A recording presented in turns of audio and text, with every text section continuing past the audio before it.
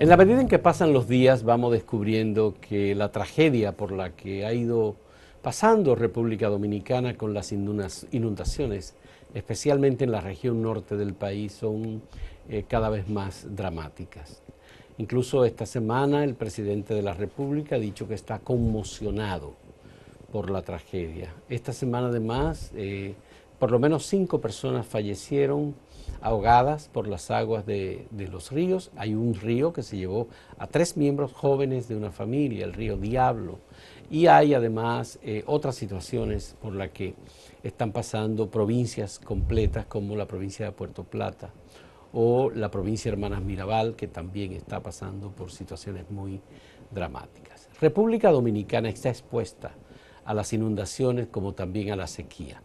Son dos extremos de un problema bastante complejo, precisamente por nuestra ubicación geográfica y por los cambios que se van dando a nivel climático. Ahora nos afecta lo que se denomina el fenómeno de la Niña, pero esto nos recuerda que ya en el pasado tuvimos serios problemas con el fenómeno del Niño.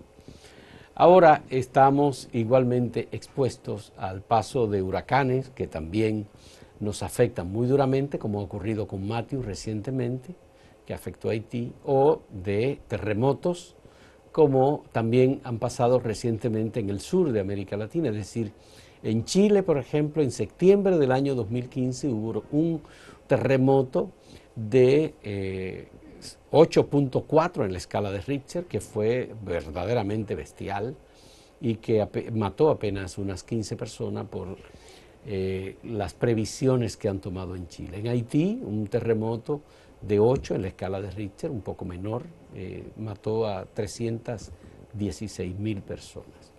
La prevención es un aspecto sustancial en esto.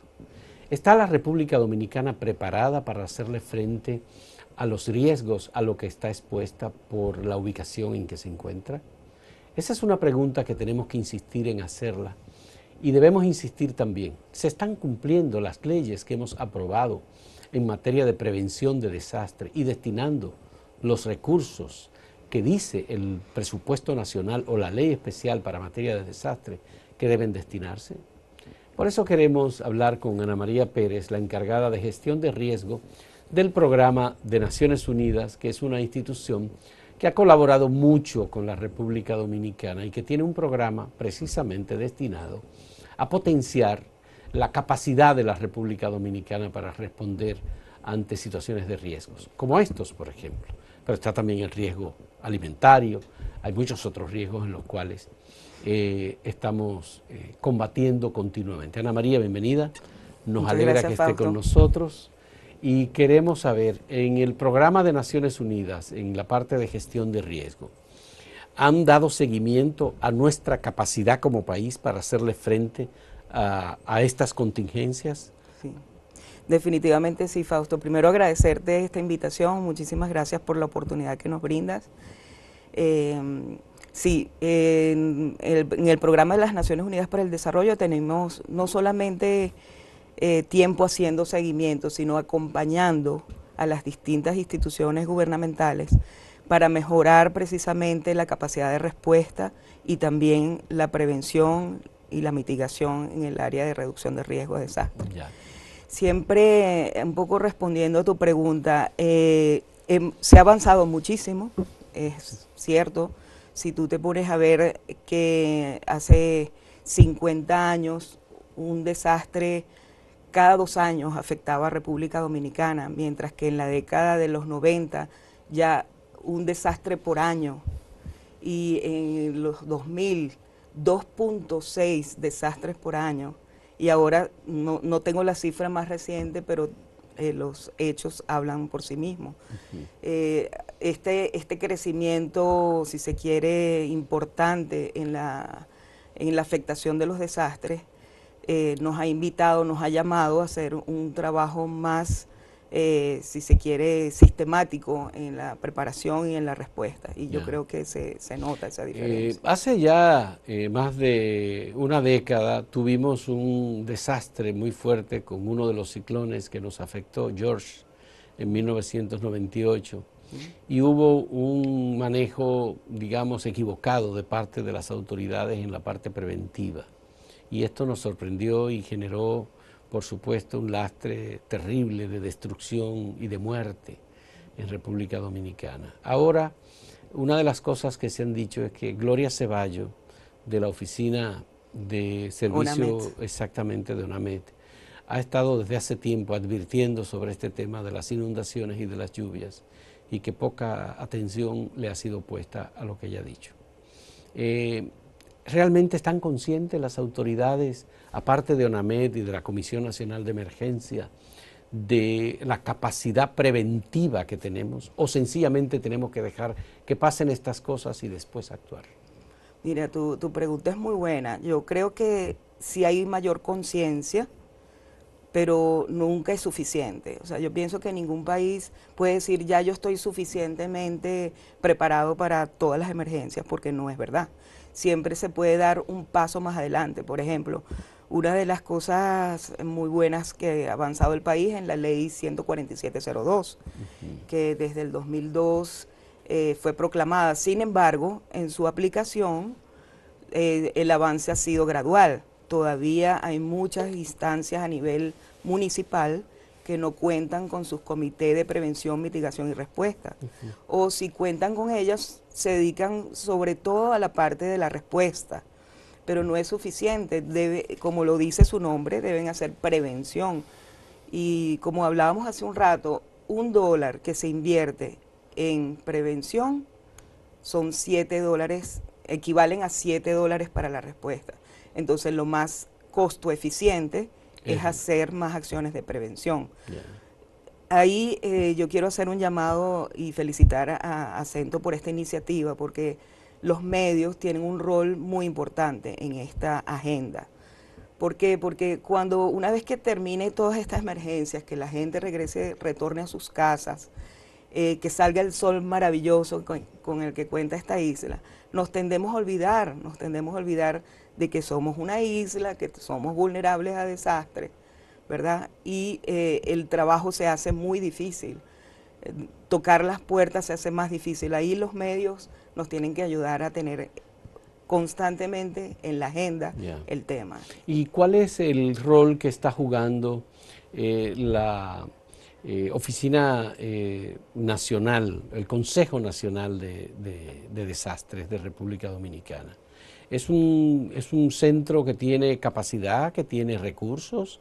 La ley 147-02 destina algún monto del presupuesto nacional para las situaciones de emergencia. La Comisión Nacional de Emergencia, perdón. Estoy hablando de la Comisión Nacional de Emergencia. Mira, la cifra que tengo no es muy reciente, es del año 2012 y la facilitó la MEPIT en un proyecto financiado por el BID. En ese entonces, menos del 0.1% del presupuesto nacional se dedicaba a la gestión de riesgo. Es bastante poco. O sea, yo creo que si bien es verdad que se ha avanzado, tengo que decir que también se ha avanzado gracias a la cooperación internacional, y en eso quisiera hacer un reconocimiento a la Unión Europea, y a la Dirección de Ayuda Humanitaria, quien tiene ya casi 20 años financiando año tras año proyectos en las comunidades más vulnerables. Lamentablemente ya los recursos de la cooperación internacional no son los mismos, la crisis mundial los ha afectado también. Por eso yo creo que es momento de que el país se plantee la posibilidad de incrementar su presupuesto en el área de la prevención. Bien. Vamos a hablar más adelante en el siguiente segmento de eso. Hacemos una pausa en este diálogo con Ana María Pérez, encargada del programa de gestión de riesgo del Programa de Naciones Unidas para el Desarrollo, aquí en República Dominicana.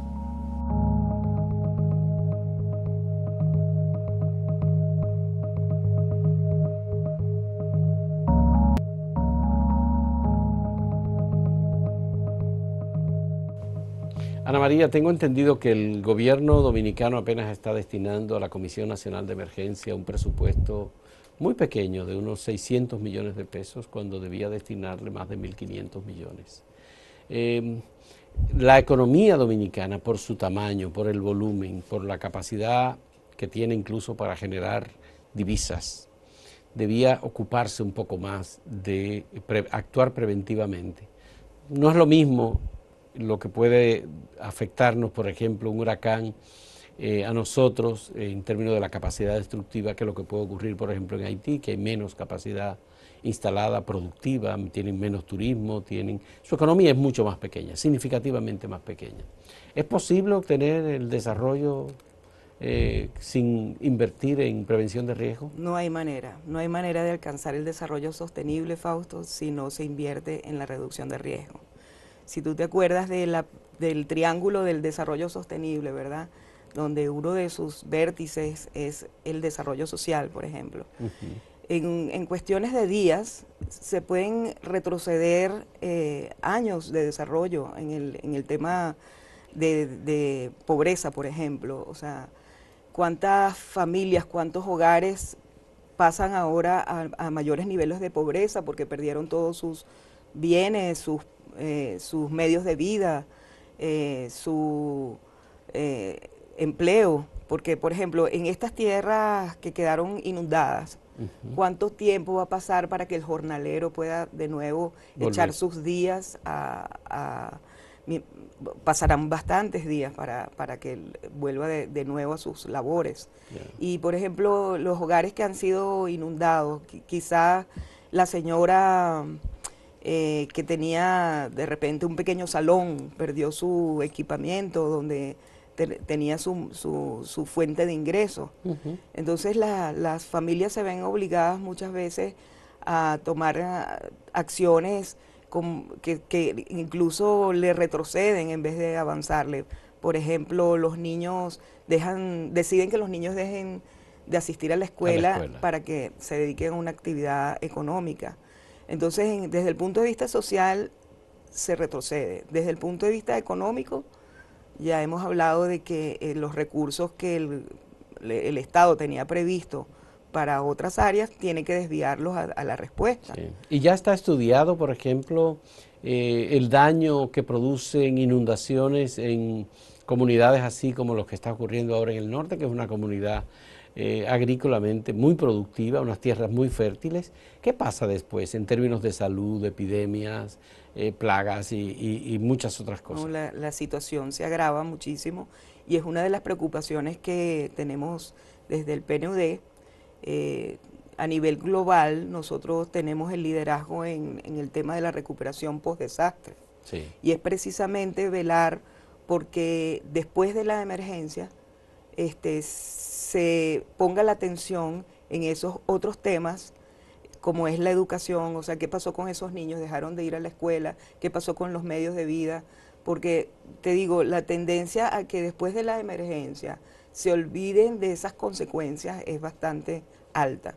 La probabilidad de que nos olvidemos de que hubo ahí una afectación importante en esa familia. Una de las cosas positivas es que podemos ver la solidaridad que se expresa desde la sociedad.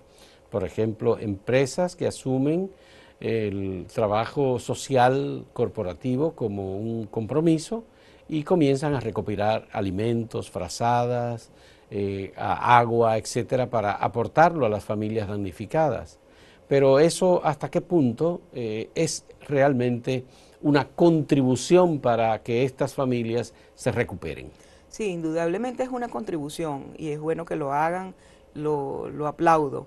Ahora, sería también interesante ver cómo el sector privado se involucra en la parte de la prevención, y ahí te puedo contar una experiencia que hemos tenido en Jaina, donde el sector privado se incorporó al comité de PMR, el que está establecido en la ley, y por ejemplo en el tema del Zika, el comité de PMR se activó y tuvieron acciones de sensibilización los fines de semana, explicando a las familias una por una qué cuidado deben darle al agua, cómo se clorifica el agua, etcétera. Y ahí el sector privado incorporó a sus funcionarios, contribuyó con el cloro, contribuyó con la funda. Sería, te digo, muy importante que el sector privado empiece también a sensibilizarse. El PMR, el programa de mitigación de riesgos. No, PMR es prevención, mitigación y respuesta, que está establecido en la ley. En la ley 142-4702. 4702. Exactamente. Ya. Y el sector privado, obviamente que aporta recursos. El gobierno también aporta recursos. ¿Son suficientes los recursos para volver a la normalidad en situaciones como estas de inundaciones, por ejemplo? Yo pienso que no son suficientes todavía. O sea, hay que poner más énfasis en la parte de la recuperación, porque como te digo hace un rato, es muy fácil olvidarse de cómo quedaron después esas familias que perdieron todos sus enseres, que perdieron sus medios de vida, que perdieron su jornada de trabajo, su medio de trabajo. Y en eso es precisamente el liderazgo del PNUD a nivel global, en la parte de la recuperación post-desastre. Ana María, a mí me inquieta mucho escuchar que se activa el Centro de Operaciones de Emergencia, pero nunca escucho que se activa la Comisión Nacional de Desastres. ¿La Comisión Nacional de Emergencia? De emergencia. Mira, la Comisión Nacional de Emergencia tiene un rol más de prevención y tengo que decirte que se reúnen todos los meses, si no me equivoco, los terceros miércoles de cada mes, y tienen una agenda bastante amplia en el tema de prevención. Se ha avanzado mucho, sin embargo, tienen muy pocos recursos, entonces tienen poco staff permanente. O sea, como ente coordinador, creo que ha avanzado bastante, pero además de la coordinación necesita tener, desde mi punto de vista, un personal más amplio, dedicado a hacerle más seguimiento a lo que estamos haciendo las distintas instituciones en materia de prevención y sumarse a esos esfuerzos, ¿no? Ya. Y ustedes, como programa de gestión de riesgo del Programa de Naciones Unidas, ¿cómo le aportan a la Comisión Nacional de Emergencia y al COE? Mira, por ejemplo, nosotros recientemente terminamos un proyecto donde se hizo la microzonificación sísmica del Gran Santo Domingo. Sí. Y durante los 36 meses que duró el proyecto, fuimos aproximadamente 5 veces o 6 veces a la Comisión Nacional de Emergencia y dedicamos toda la mañana a presentarles los resultados que se hicieron con este proyecto, que valga decir que es un proyecto que lideró el Servicio Geológico Nacional con el apoyo técnico del PNUD y financiado por la Unión Europea. Yeah. Entonces fueron jornadas de capacitación donde se le entregaba, se hacía una entrega de los resultados del proyecto, pero no solamente como quien hace una entrega formal, sino también explicándole para qué sirve ese producto, cómo se usa, cómo se debe aplicar en el ordenamiento territorial, por ejemplo, para la prevención. Ya. Me gustaría y quisiera saber si es posible que nos dé así rápidamente, en el siguiente segmento, que es el último, un breve resumen de lo que dice esa investigación. ¿De cuántos meses?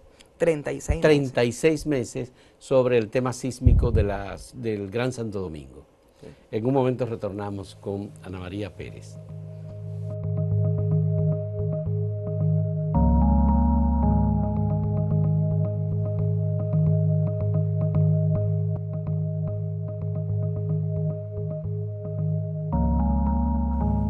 Ana María, ¿se puede saber cuáles son las conclusiones que le entregó el Programa de Naciones Unidas para la Prevención de Desastres y el Servicio Geológico Nacional al Estado Dominicano? Sí. Sobre este estudio de 36 meses en el Gran Santo Domingo.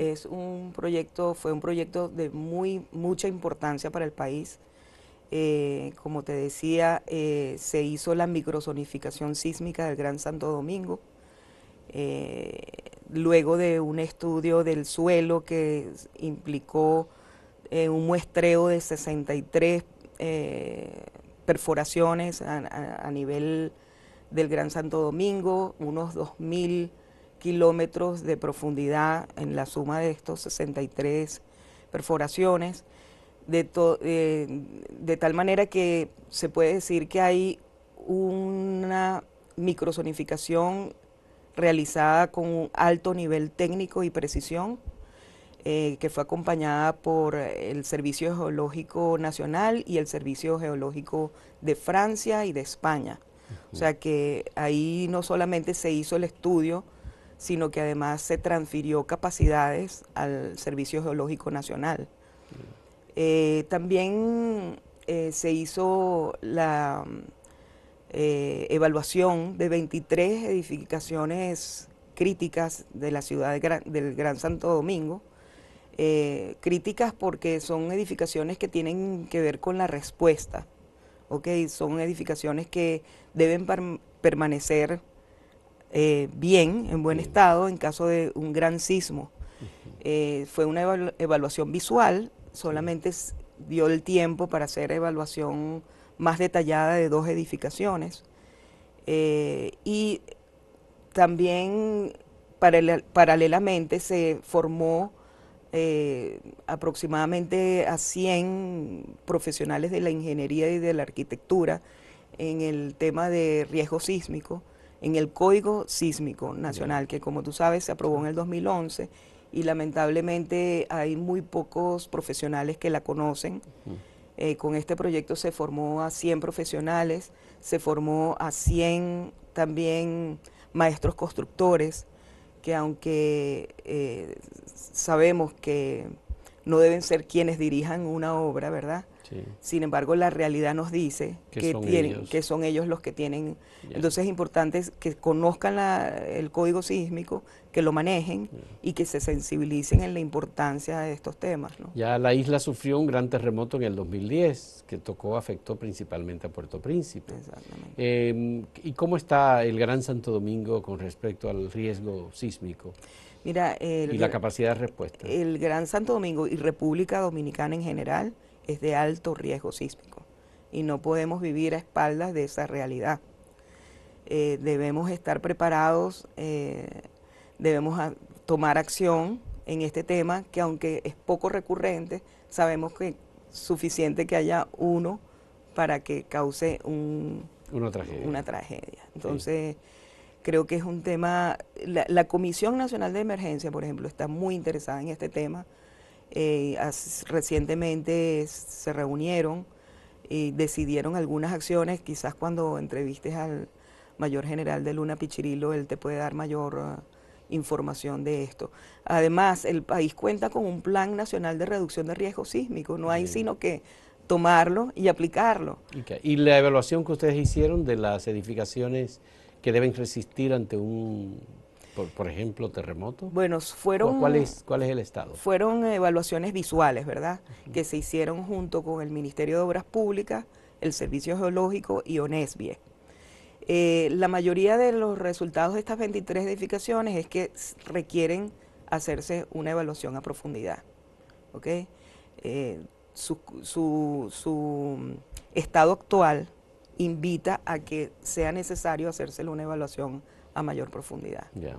Hay comentarios y personas que dicen que de acuerdo a los terremotos que hemos tenido en toda la historia, desde los que se registran, ¿no?, desde la llegada de los españoles en 1492 hasta hoy, hay como una frecuencia en determinados periodos de tiempo y que probablemente estamos cerca de uno de esos fenómenos en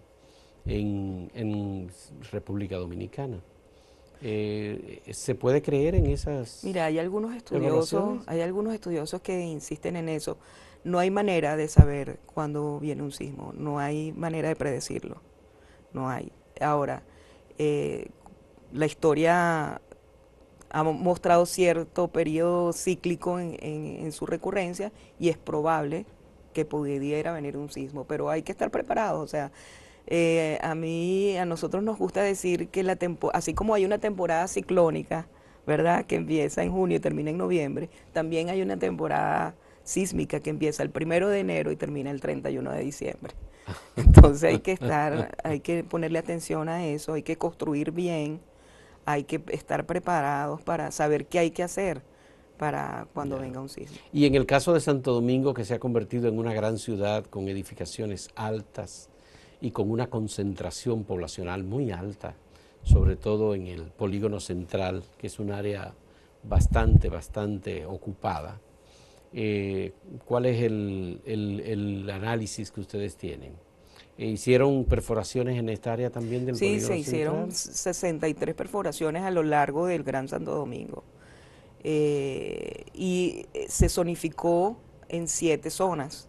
Sí. Yo te invitaría a que le preguntes a Santiago Muñoz, A Santiago que Muñoz. es el que tiene ese estudio a la mano, ¿verdad? Hay zonas de la ciudad cuyo suelo es bastante comprometedor, vamos a decir, lo cual no quiere decir que necesariamente se van a caer las edificaciones, porque también depende no solamente de la calidad del suelo, sino de la calidad de la construcción. De la construcción, Exactamente. sí, ciertamente. Entonces, Hay zonas como, por ejemplo, en la zona de los Prados, que tiene un terreno arcilloso, que es con la lluvia, etcétera, parece ser que es como movedizo.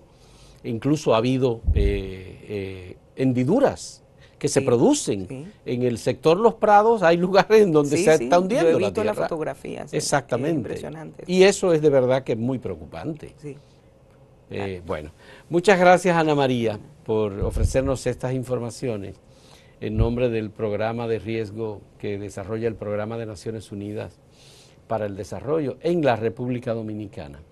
Sobre este tema que obviamente, ya lo hemos dicho, demanda de una mayor atención y de una mayor conciencia, no solo de las autoridades para destinar los recursos, que es importante actuar preventivamente, sino también de la ciudadanía y de los constructores de vivienda que en el sector privado aprovechan cualquier espacio y no hacen el estudio geológico o del impacto que podrían tener las edificaciones y de la capacidad incluso para resistir movimientos de estas edificaciones.